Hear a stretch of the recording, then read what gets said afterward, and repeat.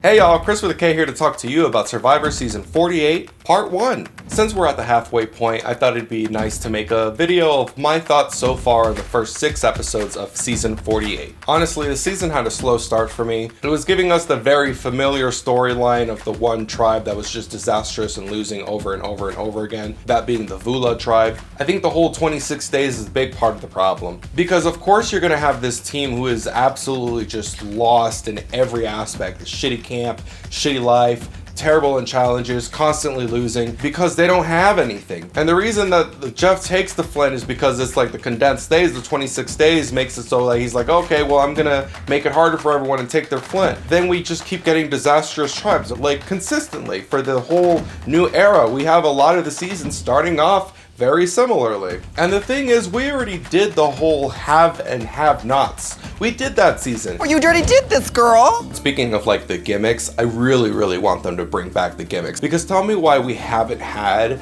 a sequel to Gen X versus Millennials in Millennials versus Gen Z. Wouldn't a Millennials versus Gen Z season be fucking iconic? So Vulu is constantly losing and the whole tribe is just kind of falling apart. No one really has any chemistry together that like really creates a unity in the tribe. We have this rivalry going on between Say and Mary that we kind of similarly had with Rachel and Genevieve in season 47. Although they are not having nearly as much fun with it. They actually like just can't stand each other. I understand because, oh, someone's my competition. Oh no, I gotta take them out. But I never understand why the people who are like competitors don't team up. Like, I don't understand that logic. If you team up with someone who is also as like cunning and smart as you are, come on. So anyways, so they finally mend their fences, but then they do the swap, which I think is a smart move from the producers, because if they didn't do the swap, it was very likely that Vula would have been a disaster. But I do love that the new Vula tribe came into that following challenge being like, we're gonna win this. This is gonna be the first time Vula's gonna win anything. And then like fail miserably. It's beautiful. And then also just like, because you know, Jeff's always making his snarky little comments here and there, and he called them out on it. I like that. Although, can we say Jeff has been a little nice this season? Let's talk about the vibe of this season, actually. I think this season in particular is like going for like the wholesome vibe. Like this wants to be like the wholesome season that you look back fondly of and think about what great people are on the cast, like in terms of like them as people, how inspiring this season is. Obviously, like the John and Eva moment, that was incredibly sweet, incredibly heartwarming. This moment in particular is gonna be like on so many people's top 10 list of most emotional moments on Survivor. Listen, I think it's sweet, I think it's great, I think it's wonderful, I think it's inspiring. But the whole time that it was happening, I was like, they need to send them home. And they're gonna not, like, I would be trying to get them out immediately. That leads me to kind of like the issue that I'm having. Now that we have our cast of our jury, we seem to have a divide between philosophies. So on one side, you have competitors like Say, Camilla, Mary, who are very strategic and driven by the game. And then on the other side, we have Joe and Eva, Shahid, and David. David, I am currently not loving right now. And it's not because he isn't super hot, because obviously he is. The issue I'm having with David is his moral grandstanding of like, oh no, we're not gonna betray anyone. This is just not the way we do things here. Have you seen the show? Tamar, have you ever watched the show? I just don't like that philosophy. I don't stand by it. The whole let's be honest and play this game honest. Come on, let's all have a little fun here, please. I'm trying to watch some entertaining, wonderful TV. And also for that record, why is David's name not in the conversation? That like 200-300 pound beefcake of a man is gonna kill all these challenges and everyone's just like, eh.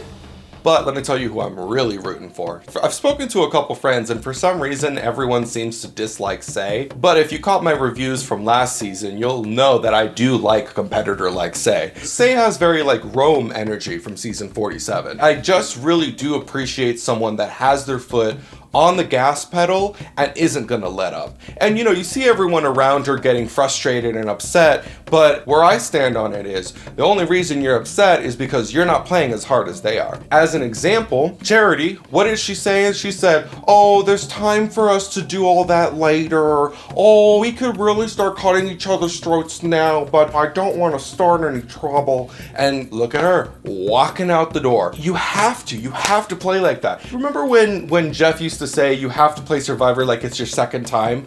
What happened to that? Yes, I know it'll be a little messy, and yes, I know people will be like, oh, they're playing too hard, but I mean, come on, can we? So I really do enjoy Say, but if Rome's placement in season 47 is any indication, I don't think Say will be with us much longer. In addition to that, I really like Mary. I love the way that she was playing mind games when she was on the Vula tribe. I like her as a game player. I like people who think ahead like that. I like players who take initiative. I really am rooting for Kyle and Camilla.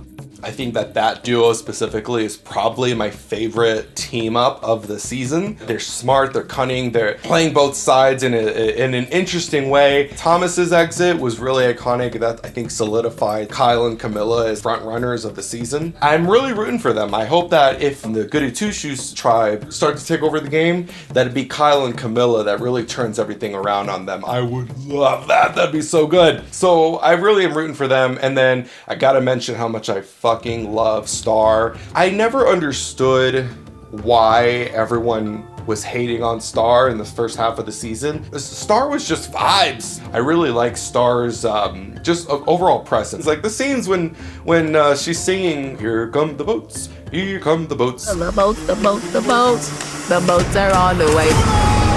I really enjoy Star. So I'm glad that people are finally turning around and not hating on her for no fucking reason. It didn't feel right, and I'm glad that two of the people who are part of that got blindsided in very embarrassing ways. Which, by the way, I keep going back and forth on whether or not I enjoy Cedric. He's almost kind of like this chaotic neutral. It's very interesting where he just kind of goes every so often. I feel like he actually might make it far just because he is kind of under the radar and he's not like a forefront kind of player, but he is still making moves in his own way. I'm gonna keep my eye on Cedric.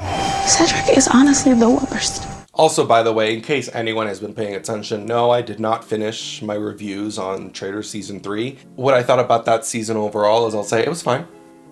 It was fine. It was fun. I really like Gabby. And I really like Dylan. And the Traitors were a fucking mess, and it was kind of an embarrassment to see such horrendous gameplay by all of them. I could talk about it more. I really don't want to at this point. If you really want to, you like genuinely want me to like go through season 3 of the Traitors, then you can write that in the comments. Like if someone writes in the comments that they genuinely want me to do a Traitors season 3 review, then I'll do it, but I don't want to do it. So it's likely that I'm not going to. Let me know what you think about Survivor 48 so far. Let me know who you're rooting for, who your favorite characters are, who your least favorite characters are, how you're liking this division of this current merged tribe and their strategies and philosophies. Fuck, I'm so tired. All right. Thank you for watching. And I'll see you next time. Bye.